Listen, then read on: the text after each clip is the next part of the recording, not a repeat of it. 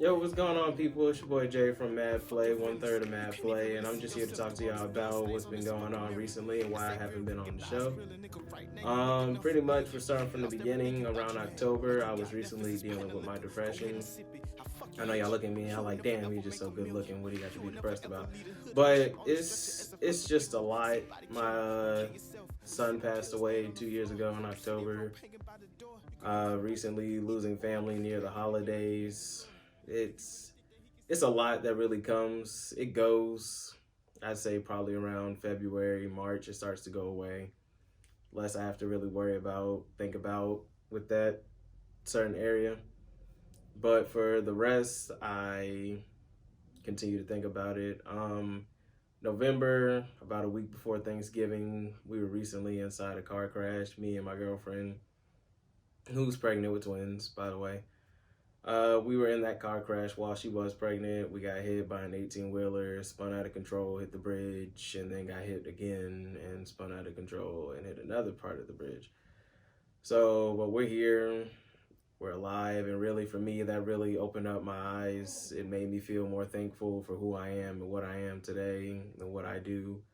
I can honestly say I've been found God since really the day I was born, but I can really say I grown a stronger relationship with him ever since that's happened. It just takes something for some people, something life threatening or something serious in your life to happen for you to really open up and see the higher power of God and how he helps you push through it every day. Um, I was busy with that, and now that I know that my girlfriend is pregnant, we've been busy. In December, we were planning pictures, how to surprise people on Instagram, Facebook, and everything. She came up with the Twins Miss whole idea about how we were going to do this. Whole, like, pretty much showing people that she's pregnant and we're a family now. Now, January 28th, we'll find out when or what, we'll find out what the gender of the twins are. Yeah, she's pregnant with twins. And pretty much just to get to know more about who I am, where I came from. I was born July 9th, 1996. Harlem, New York is where I was born. I really never lived in New York. I was probably there for 2 years of my life. Maybe even a year, a couple months. I don't even know. I can't even remember New York. Moved to Tennessee, then to Georgia, and now we're back in Tennessee. I grew up being bullied for the color of my skin, being darker than others. I'm not purple, but I am dark. And that's something I used to get bullied about. Depression kicked in at probably about an early age. I'd probably say 9. Mom passed away when I was 8. Continuously being bullied for the color I was, having these big ass buck teeth, because my front teeth were the first teeth to get knocked out. And so them growing in and being adult size and the rest being little, it was like, you got some big ass teeth and it didn't fit. But eventually I grew out of it, just owned up to who I am in that aspect and everything, moved on to middle school. Middle school, I wasn't the most popular person, but I took everything I learned off of TV shows to actually talk to women and try to be more popular based off of that. It didn't work, but I kept trying and kept trying, and eventually I overcame the depression that I had when I was 9, when I started in middle school, about being bullied. I really learned to defend myself once I got to high school. I can honestly say I was wrong for a lot of the things I did in high school. I really realized that this is where my life should really open up and I should start exploring more things, more options. I started smoking weed in high school and never brought it inside my grandparents' house. That would be just the utmost disrespect, but never brought it inside. I did smoke it, never told them until pretty much I got out of school. Pretty sure they knew. I used to just cheat on different women for the fun of it, just to say, hey, I actually dated this one. I cheated on her with this one and this one. It was wrong looking at it today, but back then you're just thinking, like, as a 16, 15-year-old, like, hey, this is pretty fun. Like, I'm doing this with this girl, I'm doing this with this girl, and I came to the football game just to mess with this girl and not really look at a football game. because West Creek sucked, so I'm just really here for them. But now all of it, when you grow up, you're just like, damn, did I really just do that? Like, a whole bunch of people that were your exes don't trust you now, and they're like, oh, I remember that dude, he was a fuckboy in school and everything like that, and it's not who I am today, and I really apologize to those who I treated like that. After high school, I pretty much met my love of my life, pretty much. She was my first everything, not take virginity wise, but just first everything. I can honestly say I had mad love for her. Her name was Rebecca Ryder. She was the mother of our firstborn son, Jeremiah Lamar William Sorrell. And we dated for 2 years. No cheating, no lying. It was pretty much perfect through picture on paper. But then when you look deeply into it, the aspects of it, it wasn't as perfect as I thought. We both had trust issues, and I say that's what 25% kind of got in the way, because it would be like, I would tell her, okay, you don't talk to guys, and she'd tell me, okay, you don't talk to girls, and then on top of it, it's like we had this kind of understanding of, okay, I won't, you won't, and that's kind of how we trusted each other. And in my opinion, it shouldn't have been like that. She had free will to talk to whoever she could. I should have free will to talk to whoever I could, but it never happened that way. And then soon after our son passed away, we ended off on a terrible note. We pretty much argued, fought, just stuff we shouldn't have, after the fact that we just lost both of our firstborn. So she eventually moved to Georgia. I stayed here. I didn't feel like I wanted to go with her, that I was mature enough, that I was ready enough to ever pretty much be in her presence again. Now today I realize that it's actually quite the opposite. She's not the person I expected her to be in my presence. Now today, January 18th, 2020, I met just someone I needed. Her name is Kaylin Nicole Jones. We met we actually met in March, the beginning of March, first week, I have to say March 7th maybe. We met on Tinder. I swiped left to her. She swiped right, but the only reason why she swiped right was because we had the same birthday, and I had my birthday in my bio.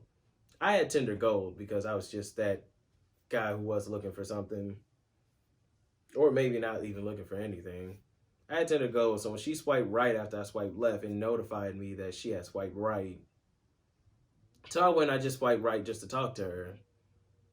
She messaged me on Snapchat, because my Snapchat was also on there. She didn't message me on Tinder, she messaged me on Snapchat saying, hey, we have the same birthday, LOL.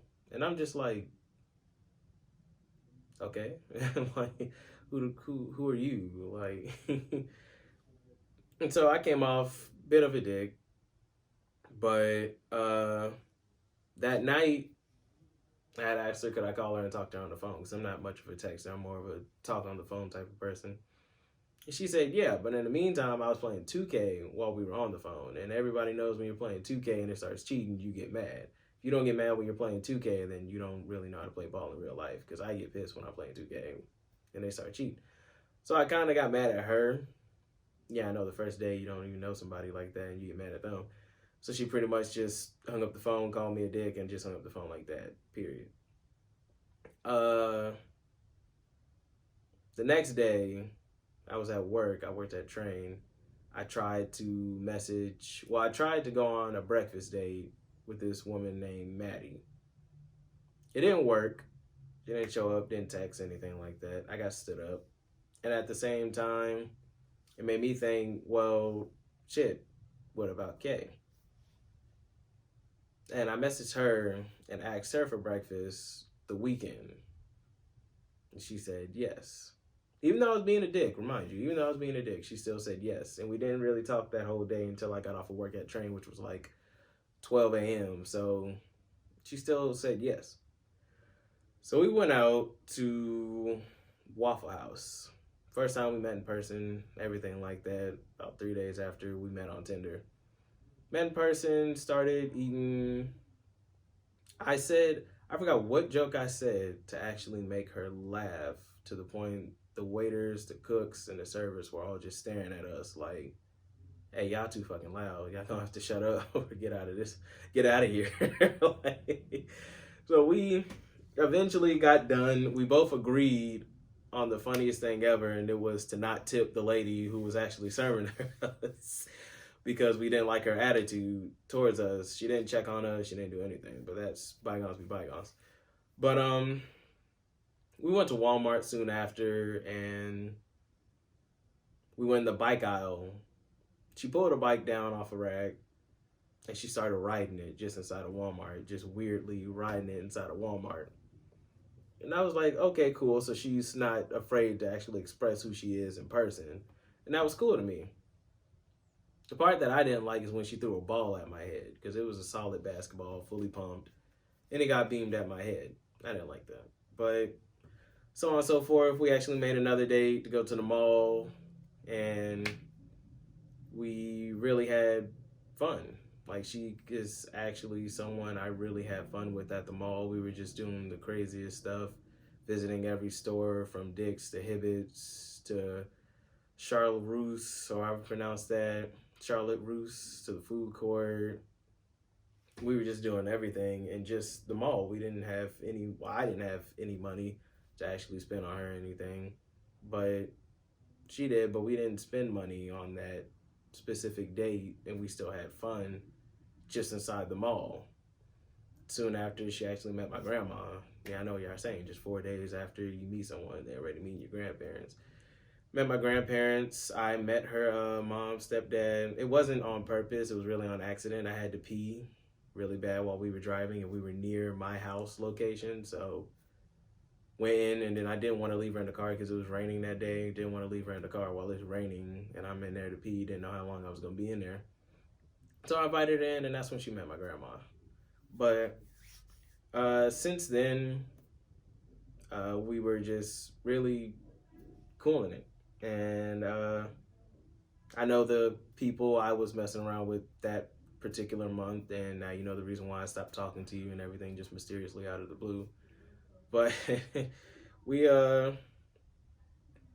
asked her out April 1st. So a little bit towards a month after we had met. She said no, just because she didn't feel it would be right to say yes on April's Fools, and then she'd be like, April Fools. Then I'd be like, what? So we're really not dating? But she figured April 2nd would be the best day. And since April 2nd, we started off very, very, very terribly. I can truthfully admit that. We just didn't seem like the people we were when we first met. Argued about the littlest stuff, the worst stuff. I thought she was talking to me and somebody else at the same time when I had asked her out, because he messaged her complaining about, hey, I thought we were talking and everything like that. And I was like, well, you're leading both of us on. Like, but she made it clear like it was just me. But I didn't believe it because I've been through this all before and didn't want to waste my time. Argued about that. We argued about so much in just our first month. Then it came to us actually talking about getting a place. Some of y'all are probably like, how are you going to get a place with someone you're arguing with or even just been with for a month? It's the feeling and connection, or the vibes, if people call it today, that you feel with someone that you just absolutely know that you want to be with, that you actually want to proceed forward with. And we did. We got our place a month after we started dating, which was just 2 months. We got our own place. And from then, I could say stuff started to cool down. We were actually doing great. We started back up again with arguments one month, and we were just arguing terribly. It was more so my insecurities and my trust issues with her more than anything.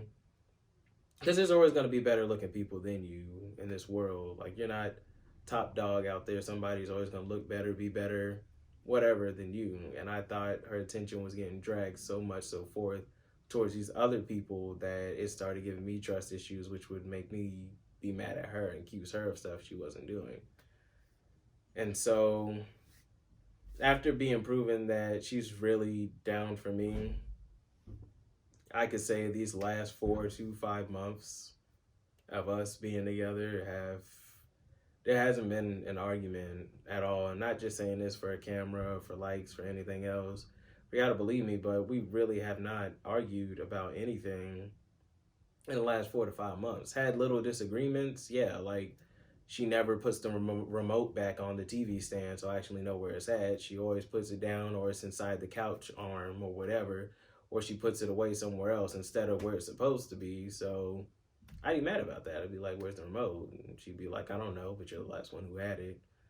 She turned on her Roku phone app, and I'm like, no, where's the remote? So I know where the remote is. But there's been no real arguments, and we're just more worried about the twins than anything now.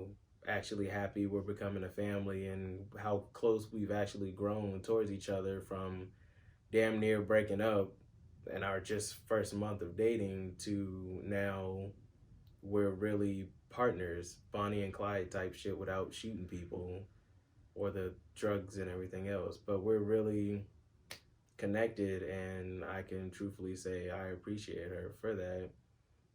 She's done a lot in just the 9 months, almost 10 we've been dating.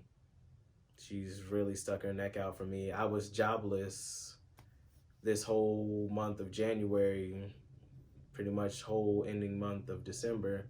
I've been jobless, and she's stuck it out to get a second job, carried the load. Even though she's pregnant, she got a second job. She worked both jobs being pregnant and really took care of the whole household while I was jobless. And she didn't leave like some women might do, not saying all will, but some will leave a guy who she feels like she's taking care of because he doesn't have his shit together.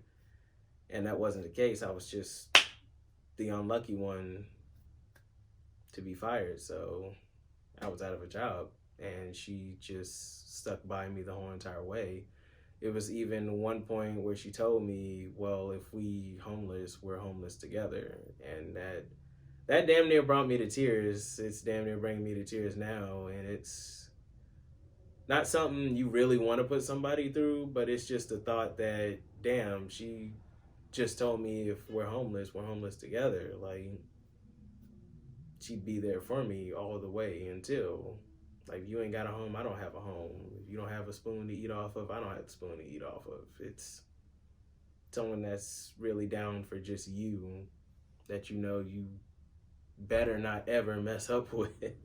In all honesty, because this may be that one time God threw you a slow ball, and yet you wanted him to throw you a fast one. But that's me. It's my life, what I've been through these last couple of months. I didn't go into full details about my whole life because just not enough time for that.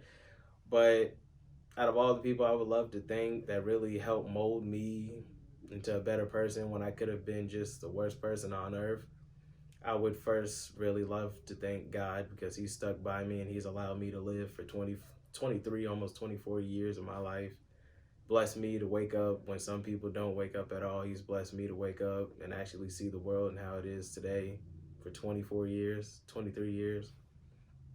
Secondly, I would love to thank my grandparents, because my mom passed away and we could have just been all separated. Y'all kept us together. And I really thank y'all for that, because y'all didn't have to, but y'all did. Y'all have taken care of me my whole entire life. And then next, would really have to be Rebecca when I look at it, because being hard out of high school and just wanting to jump on everything and everybody, and you actually sitting me down and actually letting me learn how to treat a woman the right way, that's, you really prepare me for this next relationship that I'm in today. And I could truthfully say I thank you for that. Next would have to be just the whole Mad Play podcast, because instead of me just sitting at home bored every single weekend while Kay's at work, I now have people to go to, people to vent to. I have a whole podcast I'm able to express myself on and express my emotions about how I feel about certain things, certain aspects of life. The next and probably the last group of people I would love to thank is Marcus and the Goodwill people. Goodwill was my first job, for those who don't know, but you've really helped me develop into a man. I could really truthfully, honestly say that. You've helped me through everything I went through and everything I told you about privately. You've helped me with it. So thank y'all for tuning in, and I'm sorry if I bored some people with this. I'm grateful to express this to some people, and it just feels good to get off your chest. But until then, I'm Jay from 1/3 of Mad Play, and y'all have a blessed Saturday.